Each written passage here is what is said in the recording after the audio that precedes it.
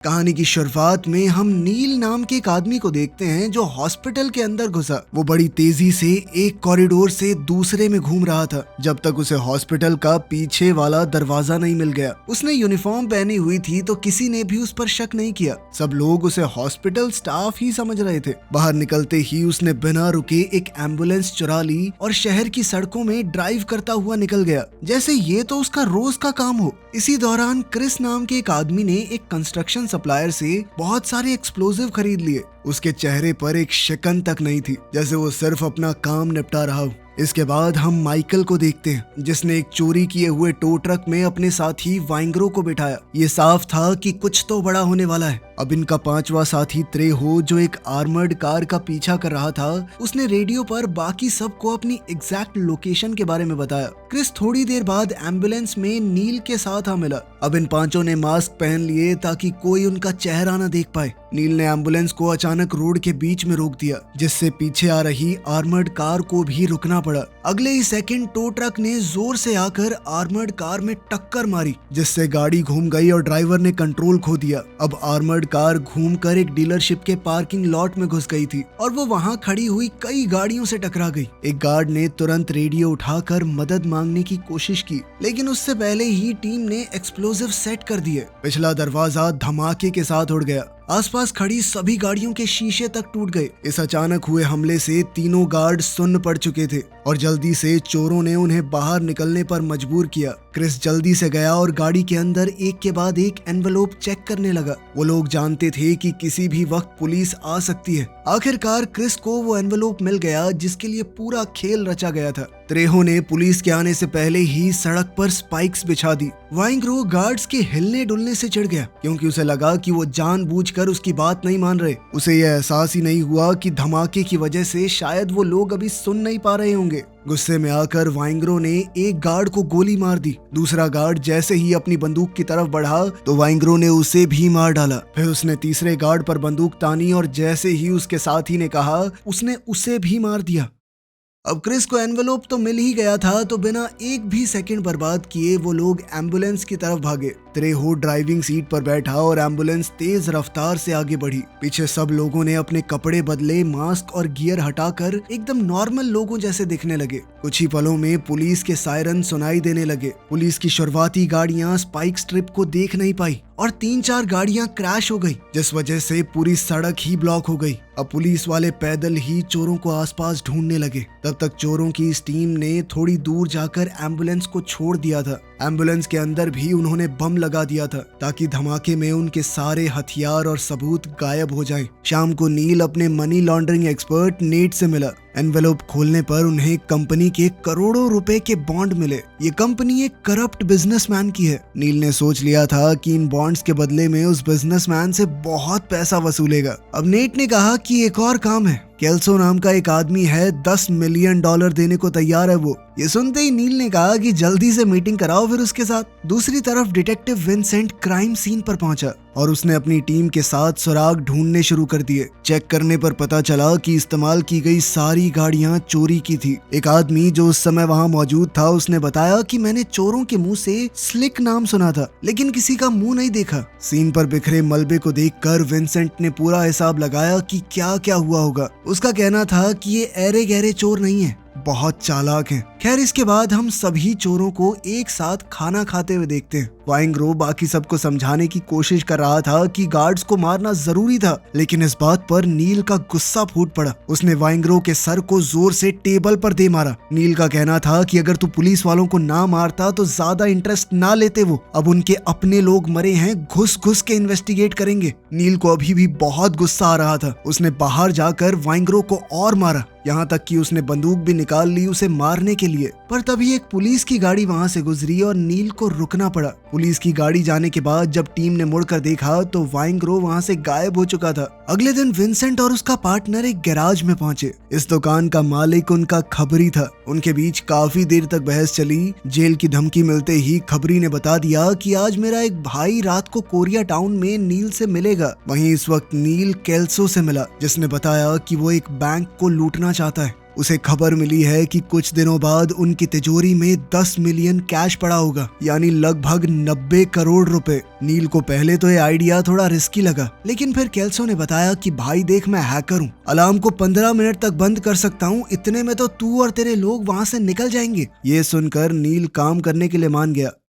घर लौटने के बाद नील ने देखा कि क्रिस उसके घर पर फर्श पे सो रहा है। सबसे पहले नील ने उसकी पत्नी को फोन करके बताया कि ठीक है, तुम्हारा पति यहीं मेरे घर पे सो रहा है, और फिर क्रिस के लिए कॉफी बनाई। क्रिस की शादी कुछ खास बढ़िया नहीं चल रही थी। कल रात भी उसकी शार्लेट से लड़ाई हो गई। नील को तो शक था कि तुझे धोखा तो नहीं दे रही वो, लेकिन क्रिस ने इस बात को नकार दिया। बाद में नील ने उस करप्ट बिजनेसमैन रॉजर को फोन करके एक मीटिंग सेट की, वही जिसके बॉन्ड उन्होंने चुराए थे। वहीं आसपास देखते हुए उसने शार्लेट को एक होटल रूम से किसी और आदमी के साथ निकलते देखा। गुस्से में नील कमरे में घुसा और शार्लेट को दीवार की तरफ धकेल दिया। शार्लेट ने कहा कि मैं कुछ काम से यहाँ पर आई थी, लेकिन नील ने कहा कि क्रिस को एक आखिरी मौका देकर देखो। उसने कहा कि अगले काम से बहुत ज्यादा पैसा आएगा, अगर वो भी उसने उड़ा दिया ना तो मैं सजा दूंगा उसे। उधर कोरिया टाउन में विंसेंट क्लब गया और खबरी के भाई से मिला। वहाँ उसे एक आदमी के बारे में पता चला जो बड़ी बड़ी चोरियां करता है। उसका निकनेम है स्लिक। ये नाम सुनते ही विंसेंट के कान खड़े हो गए। उसने जल्दी से अपने साथियों को इन्फॉर्म किया।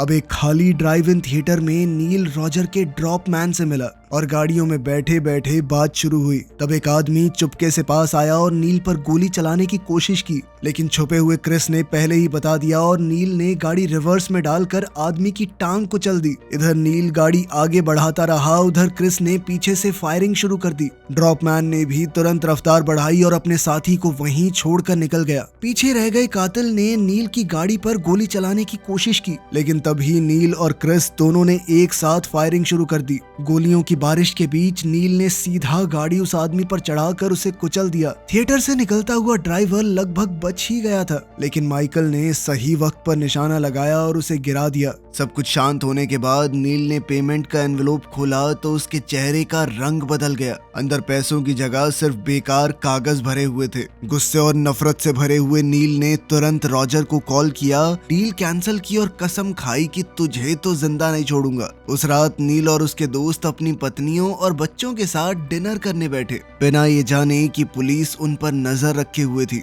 पुलिस क्रिस और माइकल को पिछले केसेस से पहचान रही थी, लेकिन नील अभी भी उनके लिए एक अनजान चेहरा था। इसी बीच वाइंग्रो एक मोटेल रूम में एक औरत के साथ था। काम खत्म होने के बाद उसने अपनी असली पहचान बताई। वो एक ऐसा सीरियल किलर था जो रात को काम करने वाली औरतों को अपना निशाना बनाता था। पल भर में ही उसने उस औरत को मार दिया। थोड़ी ही देर बाद पुलिस क्राइम सीन पर पहुंच गई। विंसेंट को विक्टिम की मां को लाश के पास आने से रोकना पड़ा। मां का दर्द देखकर विंसेंट ने उसे संभालने की पूरी कोशिश की, लेकिन उस बेचारी ने अभी अभी अपनी बेटी को खोया था, वो कैसे रुकती। खैर कुछ रातों बाद विंसेंट और उसकी टीम एक वैन में छुपकर एक खदान के पास इंतजार कर रही थी। माइकल वहीं एक पोल पर चढ़कर अलार्म सिस्टम डीएक्टिवेट कर रहा था। नील बाहर खड़ा होकर देख रहा था कि कोई आ तो नहीं रहा, जबकि क्रिस ताला तोड़कर अंदर घुसा और तिजोरी तक पहुंच गया। वो कुछ खास औजारों का इस्तेमाल करके तिजोरी को तोड़ने की कोशिश करने लगा, पर तभी एक पुलिस वाला बैठा और उसकी बंदूक से आवाज हो गई। नील ने तुरंत ये आवाज पहचान ली और बिना वक्त गवाए अंदर घुसकर कहा कि हम लोग जल्द से जल्द निकल रहे हैं। अब तीनों बिना कुछ चोरी किए वहां से निकल गए। विंसेंट ने अपने आदमियों को अरेस्ट करने से रोका, क्योंकि सिर्फ ताला तोड़कर अंदर घुसने के जुर्म में उन्हें कुछ महीनों की सजा होती और फिर वो छूट जाते। विंसेंट चाहता था कि इन लोगों को किसी बड़े जुर्म में अंदर करूं। अगले दिन विंसेंट और उसकी टीम ने शार्लीन के लवर को पकड़कर पूछताछ शुरू की। उधर नील ने टीम को बताया कि पुलिस वालों ने शायद हमारे फोन्स को टैप कर रखा है और थोड़े समय के लिए अंडरग्राउंड होना ही सही रहेगा। लेकिन क्रिस के ऊपर पैसों का प्रेशर था और उसने नील को जैसे तैसे केल्सो वाला काम करने के लिए मना लिया। अब टीम एक जगह पर प्लान बनाने पहुंची और पुलिस वाले दूर से ही उन पर नजर रखे हुए थे। जब पूरी गैंग वहां से चली गई तो पुलिस ने समझने की कोशिश की कि ये क्या प्लान बना रहे हैं। वहां पर चोरी लायक कुछ भी नहीं था। तब विंसेंट को समझ आया कि ये तो सिर्फ एक जाल था ताकि उन्हें हमारे होने का पता चल जाए। क्रेन के ऊपर से नील ने पूरी पुलिस टीम की तस्वीरें खींच ली। उस रात नील नेट से मिला, जिसने उसे सभी पुलिस वालों की इंफॉर्मेशन और उनका काम करने का तरीका बताया। नेट ने केल्सो से भी बैंक हाइस्ट के बारे में बात की। ये सब समझने के बाद नील ने हिसाब लगाया कि रिस्क लेने लायक है ये काम। इस वक्त विंसेंट सर्वेलेंस हेलीकॉप्टर में बैठकर नील का पीछा कर रहा था। काफी देर बाद उसे नील दिखा और वो चॉपर छोड़कर गाड़ी में आ गया। अब विंसेंट नील का पीछा करने लगा, लेकिन नील ने जानबूझकर गाड़ी साइड में लगा दी। अब विंसेंट नील के पास गया और उसे अपने साथ कॉफी पीने के लिए बुलाया। रेस्टोरेंट में बैठकर दोनों अपनी पर्सनल जिंदगी के बारे में बातचीत करने लगे कि कैसे उनकी नौकरी ही उनकी पूरी जिंदगी बन चुकी है। अचानक विंसेंट ने कहा कि मुझे लोगों को मारना पसंद नहीं है, लेकिन अगर तुम निर्दोष लोगों को मारने लगोगे तो क्या करें हम। नील ने भी सीधा जवाब दिया कि क्या करें, पापी पेट के लिए करना पड़ता है।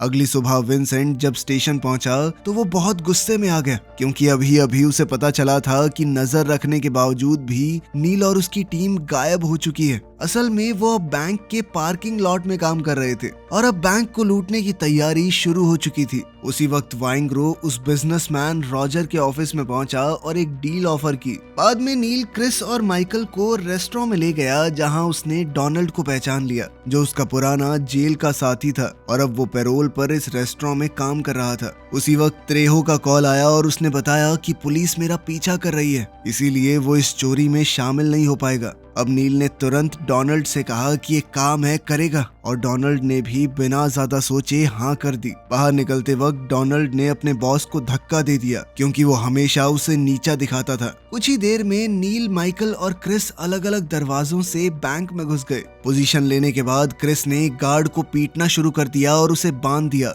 जबकि बाकी लोगों को बंदूक दिखाकर नीचे बिठाया गया। उन्होंने गार्ड से उनके हथियार छीन लिए। नील ने सभी बंदी बनाए हुए लोगों को तसल्ली दी कि तुम सबका पैसा गवर्नमेंट ने इंश्योर कर रखा है, अगर हम बैंक लूट भी लेंगे तो तुम्हारे ऊपर इसका कोई असर नहीं है, तुम्हारे खाते में पैसे रहेंगे, तो कोई भी चालाकी मत करना। फिर नील ने एक मैनेजर को मारा और उसकी चाबी छीनकर सेफ खोला। वो जल्दी से अपने बैग को कैश से भरने लगे। उधर पुलिस स्टेशन में डिटेक्टिव्स को अपने एक खबरी से बैंक हाइस्ट की खबर मिली और विंसेंट तुरंत निकल पड़ा। बैंक के बाहर माइकल पहले निकला और डोनाल्ड के साथ गाड़ी में बैठ गया, लेकिन फिर क्रिस और नील जैसे ही बाहर आए पुलिस उन्हें देख चुकी थी। नील गाड़ी में बैठा, लेकिन क्रिस ने पुलिस वालों को देखकर सामने फायरिंग शुरू कर दी। आम लोग भागकर इधर उधर छुपने लगे और पुलिस वाले भी अब चोरों के ऊपर गोलियां बरसाने लगे। माइकल ने भी खिड़की से गोलियां चलानी शुरू कर दी। एक गोली पुलिस वाले के गले में लगी और बुलेट प्रूफ जैकेट के बावजूद भी वो उसी समय मर गया।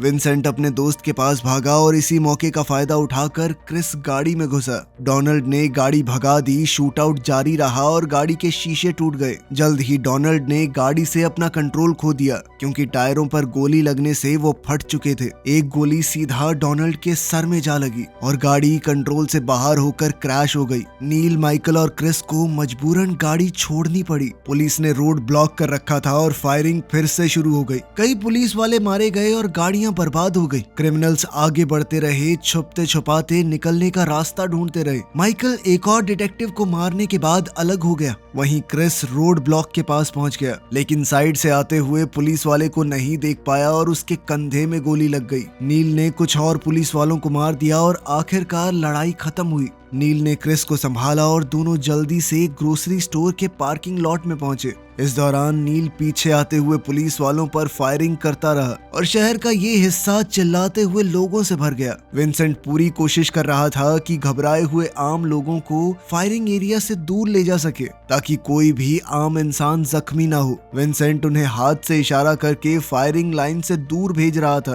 पुलिस इस पूरी अफरा तफरी को संभालने में उलझी हुई थी और इसी मौके का फायदा उठाकर नील ने किसी तरह क्रिस को एक गाड़ी में बैठाया। क्रिस दर्द से करहा रहा था, लेकिन अभी भी होश में था। नील ने गाड़ी भगाई और दोनों वहां से निकल गए। इस वक्त दो डिटेक्टिव्स माइकल का पीछा कर रहे थे। माइकल भागता हुआ एक रेस्टोरेंट में घुस गया, जहां लोग शांति से खाना खा रहे थे। अचानक उसकी एंट्री से पूरा माहौल बदल गया। लोग कुर्सियां गिराते हुए भागने लगे, हर तरफ भगदड़ मच गई। माइकल भी अब रेस्टोरेंट से निकलकर एक फाउंटेन क्रॉस करने लगा। इसी भगदड़ में एक छोटा बच्चा अपनी माँ से अलग हो गया। माइकल ने तुरंत उसे पकड़ लिया और अपनी तरफ खींचते हुए शील्ड की तरह इस्तेमाल करने लगा। उसी पल विंसेंट पीछे से आ चुका था। उसने सांस रोककर सही मौके का इंतजार किया और जैसे ही बच्चा थोड़ा साइड हुआ, विंसेंट ने निशाना लगाकर सीधा माइकल के सर के बीच में गोली मारी और माइकल को वहीं ढेर कर दिया। विंसेंट ने तुरंत बच्चे को उठाया और उसकी मां को सौंप दिया।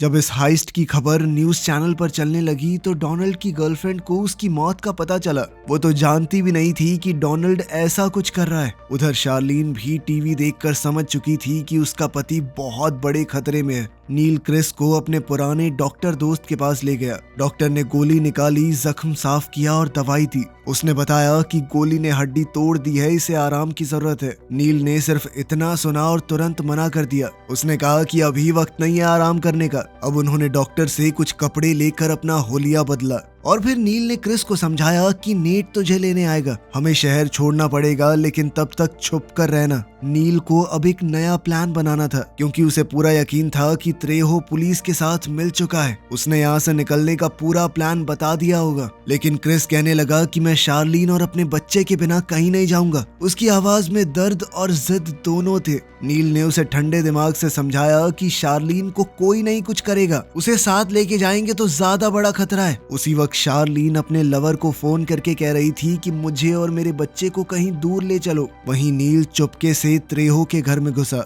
उसके हाथ में बंदूक थी और आंखों में सिर्फ शक। बेडरूम में जाते ही उसने त्रेहो की पत्नी को मरा हुआ पाया। आगे बढ़ते हुए उसे त्रेहो जमीन पर लहूलुहान मिला। अब पूरा सच सामने आ गया। वाइंग्रो और रॉजर ने त्रेहो को मजबूर किया था कि वो पुलिस को इन्फॉर्मेशन दे, उसकी पत्नी उसके परिवार को नुकसान पहुंचाने की धमकी देकर। जब नील ने उसे बताया कि उन्होंने तेरी पत्नी को वैसे भी मार दिया, ये सुनकर त्रेहो पूरी तरह टूट गया और नील की तरफ इशारा किया। नील समझ गया कि उसका दोस्त क्या चाहता है और उसे भी गोली मार दी। अब बाहर निकलते ही नील ने नेट को कॉल किया। उसने कहा कि क्रिस को उठाकर निकल जल्दी से, और साथ ही रॉजर का एड्रेस मांगा। उधर विंसेंट और उसकी टीम एक अपार्टमेंट का दरवाजा तोड़कर अंदर घुसी। विंसेंट ने गुस्से में अंदर मौजूद आदमी को बालकनी का शीशा तोड़ते हुए बाहर फेंक दिया। डर के मारे वो आदमी मान गया कि हाँ, मैंने ही स्टेशन में हाइस्ट की टिप दी थी। ये सारी जानकारी मुझे वाइंग्रो नाम के आदमी ने दी थी। उधर नील रॉजर के घर के पीछे के हिस्से से अंदर घुसा और उसे अंदर रॉजर टीवी देखते हुए मिला। उसने बिना कुछ सोचे सीधा खिड़की पर कुर्सी दे मारी और अपनी बंदूक सीधा रॉजर पर तान दी। वाइंग्रो के बारे में पूछने पर रॉजर ने अनजान बनने की कोशिश की। इतना सुनते ही नील के गुस्से की हद पार हो गई। उसने धड़ाधड़ गोलियां चलाते हुए उसे वहीं खत्म कर दिया। उधर शार्लीन के लवर ने पुलिस के साथ डील कर ली थी, इसीलिए शार्लीन और बच्चे को सेफ हाउस में शिफ्ट कर दिया गया। वहां पर कई गार्ड भी थे। एक डिटेक्टिव ने उसे क्रिस के खिलाफ गवाही देने के लिए राजी कर लिया। पहले तो शार्लीन ने मना किया, लेकिन जब उसे समझाया गया कि चुप रहने पर तुम भी उनकी साथी मानी जाओगी, जेल में चक्की पीसनी पड़ेगी, इस बच्चे का क्या होगा, तब मजबूरी में शार्लीन ने हाँ कह दिया। नील अपनी गर्लफ्रेंड के घर गया और उसे अपने साथ भागने को कहा, लेकिन उसे अब नील से डर लग रहा था। वो उससे दूर भाग रही थी। नील उसके पीछे गया, उसे पकड़कर गले लगाया और वादा किया कि सब कुछ ठीक हो जाएगा। सुबह नील ने उसे कुछ पैसे दिए और सेफ हाउस भेजने की बात की। इसके बाद नील नेट के पास गया और नकली पासपोर्ट, क्रेडिट कार्ड और प्लेन टिकट लिए। जब उसने क्रिस के बारे में पूछा तो पता चला कि वो अपनी पत्नी को ढूंढने निकल चुका है। ये सुनकर नील फिर से अपनी गर्लफ्रेंड के पास गया और आखिरकार उसे जैसे तैसे अपने साथ चलने के लिए मना ही लिया। वहीं शाम को क्रिस उस एड्रेस पर पहुंच गया जो शार्लीन ने फोन पर दिया था। बालकनी पर मिलते वक्त शार्लीन ने सिर्फ एक इशारे से उसे बता दिया कि एक जाल है। क्रिस ने तुरंत पलटकर पड़ोसियों से रास्ता पूछने का ड्रामा किया और वहां से निकल गया। थोड़ी आगे जाने पर पुलिस ने उसे रोका और आईडी मांगी, लेकिन क्रिस अपनी फेक आईडी दिखाकर बच गया। उधर विंसेंट थका हुआ घर पहुंचा और बाथटब में अपनी बेटी को बेहोश पाया। उसने उसे जल्दी से बाहर निकाला और हॉस्पिटल ले गया। उधर नील अपनी गर्लफ्रेंड के साथ ड्राइव कर रहा था जब उसे नेट का फोन आया। नेट ने उसे बता दिया कि वाइंग्रू कहाँ छुपा हुआ है। कुछ पल के लिए नील ने सोचा कि इसे मारूं या भाग जाऊं, और फिर अचानक से गाड़ी मोड़ दी। होटल पहुंचकर नील ने अपनी गर्लफ्रेंड से कहा कि गाड़ी के अंदर ही रहना, और फिर पीछे के दरवाजे से अंदर घुस गया। फिर उसने बड़ी चालाकी से वहां काम करने की एक्टिंग करते हुए वाइंग्रू के कमरे का नंबर निकाला। यूनिफॉर्म चुरा कर वो लॉबी से गुजरा और एलिवेटर से ऊपर चढ़ गया। अपनी मंजिल पर पहुंचकर उसने फायर अलार्म एक्टिवेट कर दिया। होटल में रुके हुए सब लोग डर गए। नील ने वाइंगरू के कमरे के दरवाजे पर नॉक किया और फिर थोड़ा साइड होके खड़ा रहा ताकि वो अंदर से उसे देख ना सके। दरवाजा जैसे ही थोड़ा सा खुला, नील ने पूरी ताकत से लात मारी और जल्द ही वक्त ना बर्बाद करते हुए वाइंगरू को मार दिया। वहाँ से निकलते हुए एक पुलिस वाले ने उस पर बंदूक तान दी, लेकिन नील ने बड़ी चालाकी से उसे पीट पीट कर बेहोश कर दिया। जल्द ही विंसेंट वहाँ पर हेलीकॉप्टर में पहुंचा। उसकी नजर गाड़ी में अकेली बैठी नील की गर्लफ्रेंड पर पड़ी। उसे लड़की पर थोड़ा शक हुआ तो वो उसकी तरफ जाने लगा। इतने में नील भी ये सब कुछ देख चुका था, इसीलिए वो जानबूझकर उसे अपनी गर्लफ्रेंड से दूर ले गया। विंसेंट भी तेजी से नील का पीछा करने लगा। जल्द ही वो दोनों एयरपोर्ट के रनवे के पास एक दूसरे पर गोलियां चलाने लगे। नील बड़ी चालाकी से छुपकर विंसेंट के पीछे आ गया था, पर तभी अचानक प्लेन की लाइट्स की वजह से नील की परछाई विंसेंट को दिख गई और उसने पलटकर नील को वहीं पर ढेर कर दिया। वीडियो पसंद आई तो लाइक कर देना, चैनल को सब्सक्राइब कर लेना। मिलते हैं अगली वीडियो में।